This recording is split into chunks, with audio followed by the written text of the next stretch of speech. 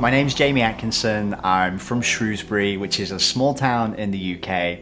And to be real honest with you, I was kind of a career junkie. That was me through and through.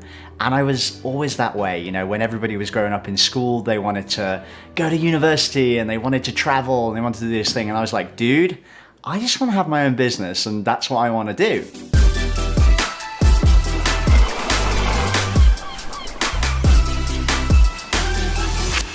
It kind of stems back from when I was younger. My dad was running a hotel and a restaurant and would always kind of encourage me to kind of go for that crazy stuff.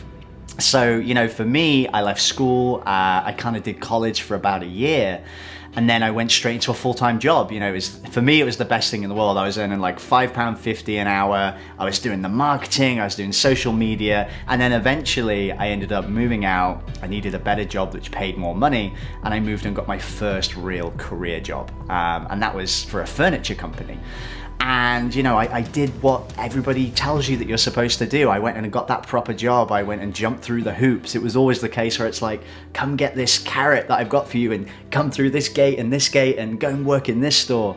And I was doing all of these kind of crazy things. And about 5 years down the line, I was in this hotel for about a month looking and working at this store. And, you know, killing my social life, just, you know, working 7 days a week for this whole month. And I remember sat there in this chair looking at the computer and I was like, I need a break. I decided I wanted to go away. I booked a flight to Berlin. I went to Berlin, ended up going up to Prague. 3 days into Prague, some guy I'd met in the first night in Berlin was like, yo, Jamie, it's Oktoberfest. Come down here, check it out. This is going to be amazing. Rerouted everything, got a train down to Oktoberfest, had this amazing, you know, 5-6 days of solo travel, the first time I'd ever done it. And I'm sat back in that chair like, whew. And somebody looks at me and they go, wow, I bet you can't wait till next year when you can do that again. And this light bulb goes off in my head and I'm like, I cannot wait another year to go and do this. Like, what am I doing? And in that moment, it kind of sparked this whole kind of realization that there's got to be more to life than just working in this job. When you get back from that kind of epiphany moment, that moment where I'm like, hey, I want to travel, this is great, how do I do it? One of the biggest challenges I had was that I had a lot of momentum and kind of whenever I picked up anything new, I'd be like, yeah, I'm gonna do this. And then life gets in the way. And then I got back into the swing of, I'm gonna just do the job. And it just really got put on the back burner. Rock up to work one day, nice and early, I'm getting prepared and the phone rings and it's my dad on the phone. And he says, where are you? I'm in work. I said, are you all right? He sounded a bit shaky on the phone. I said, well, what's up? What's going on? Is everything all right? And he says to me, Jamie, your sister, Lindsay, has got cancer.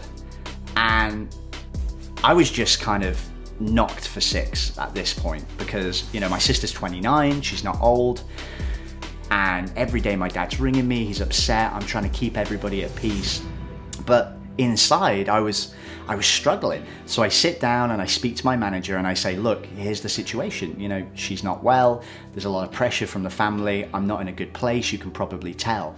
I need to go back to the store I was at before. I've got my support network, the people who love me around me. They'll, you know, help me to get through this together. And then maybe in the future, I can come back and look at this position. And, you know, pretty much in no uncertain terms, he looks me in the eye and he says, you've got two choices. You can either stay here and be a manager, or if you want to go back to that other store, you can go back as a salesman and you'll never be a manager in this company again. And in that moment, my mind just went, this person doesn't care about me. They're just a corporation. And I said to him there on the spot, I said, great, I'll take the sales job and I'll be gone in 2-3 months. So, you know, I went back to the other store. I was freaking out inside. I was like, oh my God, what am I gonna do? I've just thrown away 6 years of my career prospects that I've been building up. And I'm like, ugh, like, what am I gonna do? And, you know, and then suddenly I get an email literally 5 days later from Sean Ogle, who was the guy whose blog I first checked out. And he said, hey man, guess what? Something called the Paradise Pack is launching. And I'm like, what's that? That sounds cool. So I start to dig into it and I look at the stuff there.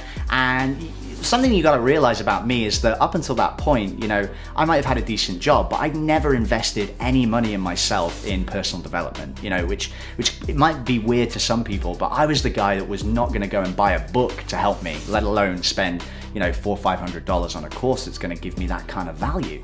So, it was a real big decision for me, but in the end I was like, look, I've made this decision, I'm going to leave, I need to go and find a way. So what better way than to follow a framework of somebody that's already done it and then try and walk the path that they've walked. I think the big thing was that, and the reason that I kind of decided that the Paradise Pack was for me, is that I knew that I needed to do something differently to the way I'd always been doing it. And the problem that I had was that I didn't know what I wanted to do. I knew I wanted to run a business, but I didn't know what business I wanted to run. I didn't even know what skills I had apart from talking to people and building relationships.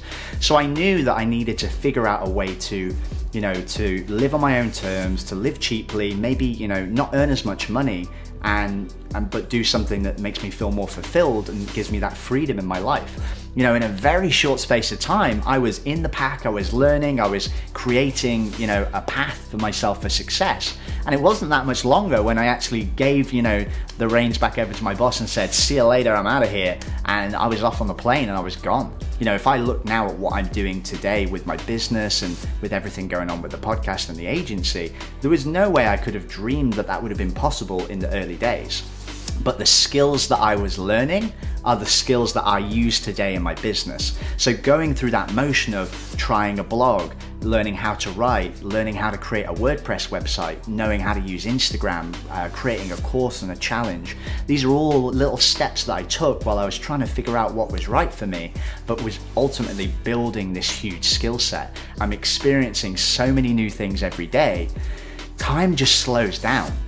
Whereas in my job, it would be like, we'd say the days are long, but the years are quick, right? And because everything is the same, you just are wishing away the months, and like before you know it, it's Christmas, and then it's like bank holiday, and then you're right into Easter.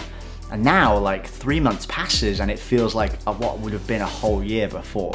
And I'm just so grateful to be able to experience all of this crazy stuff that's happening. It doesn't matter where you're starting from. I started from nothing. I didn't know anything about blogs, about writing, about video, about, talking on podcasts, about speaking to businesses, about strategy. About the only thing I knew how to do was sell sofas. And I was good at that because I liked people. But there will be people out there, and the person that's watching this right now, there will be one identifiable thing that you can say, I'm really good at that. And it might be looking after your kids. It might be, I'm great with, dogs. It could be the weirdest thing in the world, but there will be something that you're just simply amazing at. And then there will be a whole host of things that you're also very good at, but you've just never tried it. And you have to let yourself take that action to really figure out, that's what I'm good at and that's what I like to do. And the best way to do that is to try.